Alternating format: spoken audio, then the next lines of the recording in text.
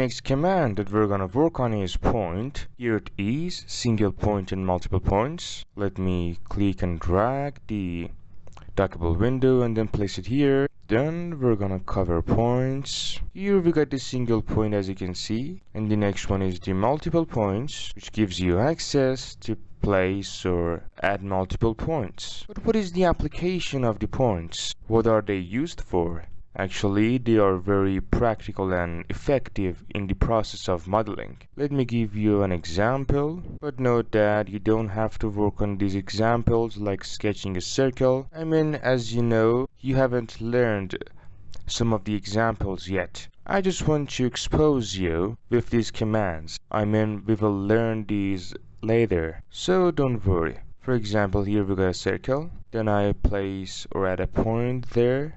By this way, in the perspective view, I can move it upwards, and then I can loft these, loft enter. Check this out, this is the result. Or for example, we can have 2 points. Let's check it out. Then you will see the points offer us too many capabilities. Look, here we got a sphere. Here if I turn on the record history, I just want to watch this. And take your time, since we will learn all of these later after making a loft. Then if I move the point, I can modify the shape of the loft. Check this out, we can control it.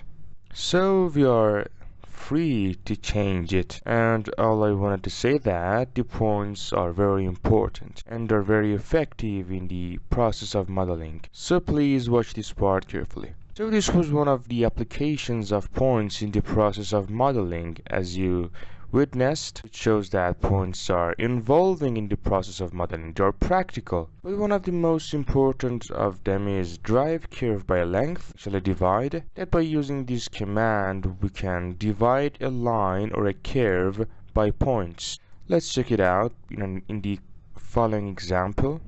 At first, let me sketch a single line, for example 50 meters as the length of the line, or curve actually, in Rhino, and a straight curve, a 50 meters straight line. Here in divide curve by length, I left click to pick the command or the tool. Then I should specify the curve to divide. Here it is, I press enter. Then we should specify the length of segments, and as you can see on the scene, the direction of the arrows shows the direction of the division. If I specify 20, it starts from the left side to right, and it divides the line at each 20 meters. Again, I specify the curve by this way, enter, and then I can flip the direction. If I click on it, I can flip the direction. Then the start point, that the division, that the dividing point will be changed.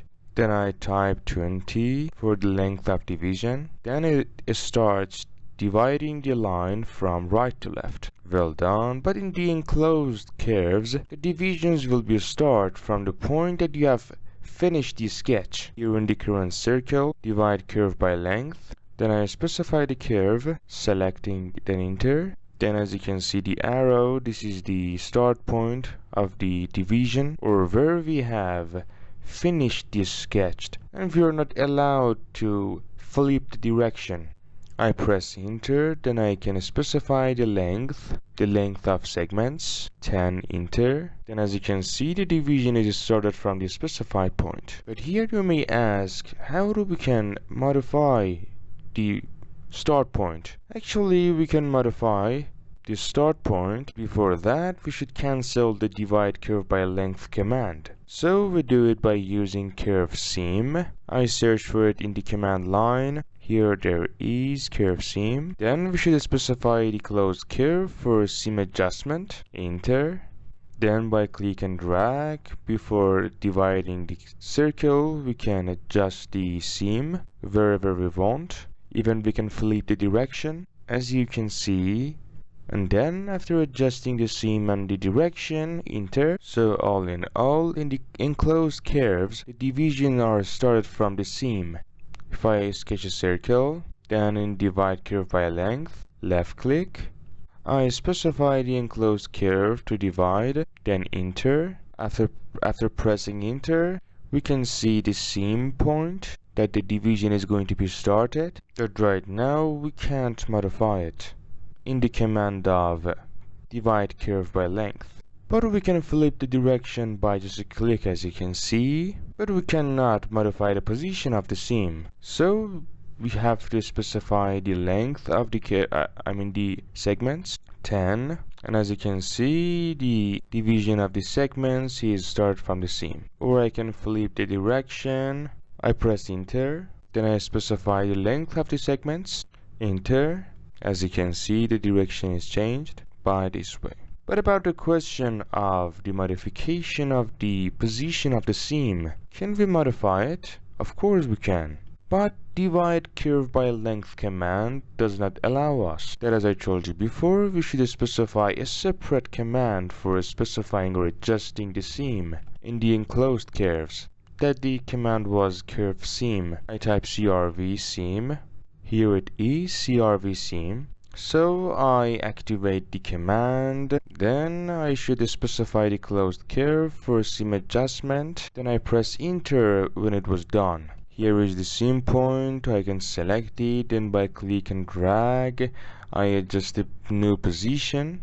Here even you can flip the direction. However, you can flip the direction in the divide curve by length command too. So for the seam adjustment, I type crv seam in the command line, then I specify the closed curve for seam adjustment, then by click and drag you can adjust your seam, or the seam of the circle actually, and then press enter when it was done. Then again, divide curve by length, I specify the curve or the closed curve, enter. Right now, as you can see, this is the new position of the seam since we have modified it.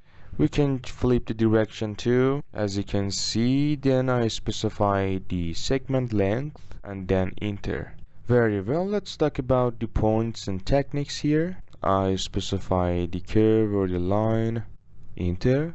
Well done. As I told you, you can enter the segment's length, and then the curve will be divided by the points, as you can see, at the specified length. But we can move the lines separately, as you can see. They are not joined. The points are just overlapping the line. But what about the options here? Here we got mark ends.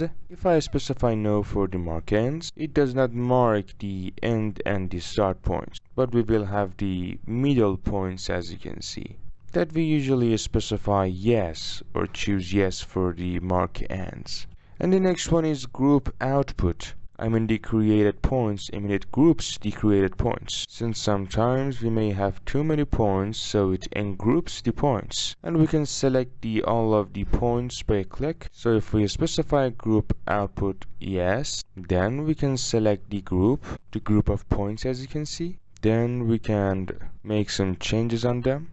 But the significant option here is split. As you can see, that here if I specify yes for split, and then I specify 10 for the segment length, as you can see, there are no points there, but the line is splitted at the specified length of segments, and each of the parts are 10 meters. As you can see, so when we specify yes for a split option, the points won't be added, but they will split the line. In the continuation, let's check the application of the divide in the closed curves, and by using a split. I specify the curve, enter, but note that here there is a different point when divide curve by number of segments, that here at the first stage we should specify the seam point. We weren't allowed to adjust the seam point in divide curve by length, but here in divide curve by the number of the segments we can. That, as you can see, we can drag the seam point to adjust it. But what it is used for, why should we specify the seam point?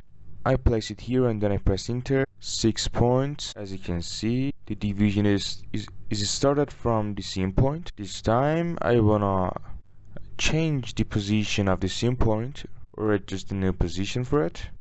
Here, for example, enter, 6 parts, enter. So in the command of divide curve by the number of the segments, we can adjust the place of the seam point, and then you will see that the division is started from the position that you have specified for the seam point. So guys, don't forget to practice the given lessons today. Then as an assignment, I want to assign you a curve or an object, and I want you to divide it by using divide curve by length and by the number of the segments. Here it is something like a column. It has 3 sides, as you can see. Here we got the top view and also the front view and the perspective view. I want you to work on these as your assignment, but before that, don't forget to practice, and then after being skilled at, you can sketch these and then divide it. And please do not skip your process of learning. These stages should be passed by you, and in the next session we will talk about it. Be lucky, see you next time.